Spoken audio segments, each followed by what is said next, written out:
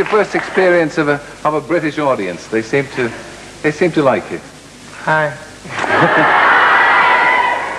Is this some kind of trust that you've brought out? What's that? These are my championship belts. That's the WBC one.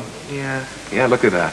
And this is the one, of course, that you did the bone crusher in, so and then you got the WBA one for doing. WBA. Aren't they terrific? They're great. I have one more to go. Then we'll be all straightened out. But it's vacant now. Yeah. So at the moment, I'm the only champion in existence. There's another one. Yeah. What was that? The IBF. Oh, it doesn't really count, does it? Yeah, but to me it counts because it's you've got to win them all. Yeah. Yeah. Great. Fantastic. They're terrific. Always wondered. I'm sorry, but I've always. You take this one. Look, if you take this one, very good. Okay. And you got the new chair.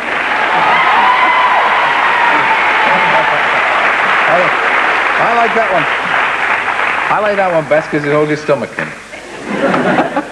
Now you saw Frank Bruno today. Yeah. Is he in good shape? He looks in great shape. Does he? Yeah. So I mean, you'll be ringside for Bruno against Tillis. Old Quick Tillis.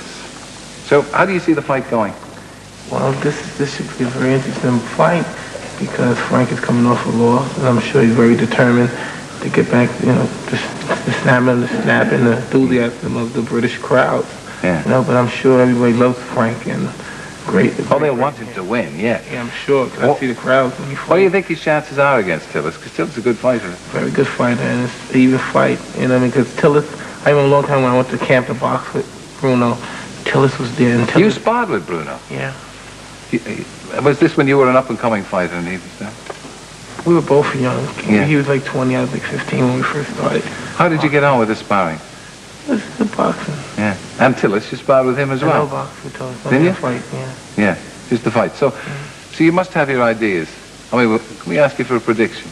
Well, I don't like to predict. I like to keep them to myself. But everyone that comes to the fight should be in for a very good fight. Yeah. Do you have That's the reason why I'm going. Yeah. Besides spectating the fight, it's going to be a good fight also. Do you ever predict your own fights? Never at all. Only in my sleep. Yeah. Now, outside the ring, as we've heard, you're a very softly spoken man. In the ring, you've won 29 fights, 26 knockouts, 16 in the first round. Well, what happens? You're obviously a very quiet, gentle man. At least that's what, I hope you're a very quiet, gentle man. What motivates you to get in there and fight? Well, I'm a fighter. I'm a hungry fighter. Even though it seems I'm docile outside, I want to win because they want to win. I want to win too. Is it money as well? Does that spur you on? I like the idea of being the best in the world. Yeah. Can we have a look, just to refresh our memory, of the kind of havoc that you can wreak? Well, we're going to look at fight something. Yeah, well, you needn't look at it, but we'll look at it because... He's come in tonight to show how brave and how tough he is. He's done that all right, but that's not enough to hang on to a title. There he goes. There was a delay with that one. It was a peach of a punch in boxing terms. He didn't appear to have any legs after that. Have you always been able to punch? Yeah, I can punch a lot. Yeah. What about your roots? Where did you start to fight? I mean, what about your background? Well, I started when I was 13 with Customato in upstate New York. And ever since then, it was like love at first fight. And when I started amateur, I won a few, I lost a few. But I continued because I just like the feeling of being the best. You know what I did. And then I went to the Olympic trials. I lost in the finals Olympic trials. You lost quite a bit then in those days. How come? What happened to the guys that beat you? Well, how come they're not the world champions of the world? Did you just grow stronger? No, it was just a learning stage for me. I wasn't experienced the season enough. And like I say, I was going to school then. Yeah. But I never gave up. I continued to stick with it. And as you see, I have 2 belts. Yeah, so you have. Don't do that. That hurt like hell. Well, Frank Bruno has always said that boxing really saved him from a life of crime or from a life on the streets. Would that be true of you? Because it has been said that you were a pretty rough diamond when you were young. Yeah, I came from a very wild and active neighborhood when I was a young kid. And perhaps, but I really doubt that if I would ever to become elegant enough as I am now, I would know I could have been successful in anything. Yeah. But it's real difficult for me to believe that Frank Bruno saved from a life of crime. Now, he always said that... meeting the guy and talking with the guy, Yeah. I can't picture him being a fighter. Yeah. I just can't because he's so docile, such a sweet guy. You want to give him a hug and give him a kiss. Well, that's nice from one boxer to another. But that, as you say yourself, is the way you appear, too. Now, you Brownsville was where you came from. Yeah. Do you still go back there to see the kids? All the time. Well, what do you do when you go back All the there? time. See, usually I go back there and I see when I go back there, I drive in my car, the kids come around and everything. Yeah. And I can't take them all out. I put a lot of them in my car and I take them out.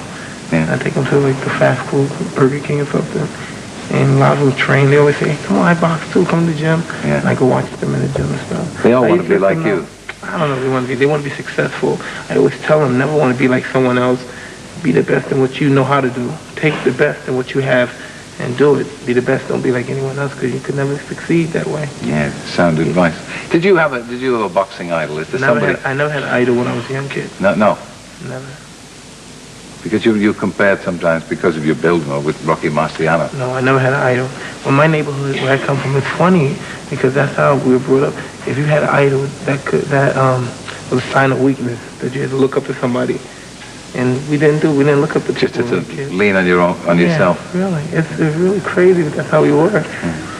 What about, I mean, speaking for my own wife, she's a terrific boxing fan. Women seem, perhaps even more than men, seem terribly keen on boxing, and boxing always has its share of female followers. How do you keep yourself pure?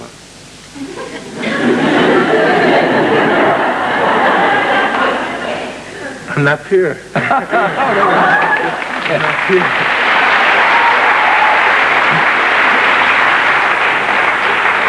Actually, you were doing the discos last night, were you? Shouldn't you be in bed early? Fighters like you should be fit and in bed by 10 o'clock. You know, can I tell you something? Yeah. I do enough road work, enough training to last me, believe me, almost a lifetime.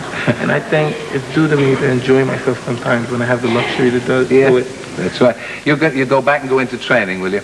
Because you've got a fight coming up, haven't you, on May the 30th? May 30th, yeah. Who are you going to be fighting? We don't have the slightest idea. It has to be a top contender, though. The mandatory opponent has to be within March 30th, and I don't have the slightest who it is. Yeah. I thought it was Pinklon Thomas. I don't know. I don't care. I'm the best fighter in the world. I'll fight anybody.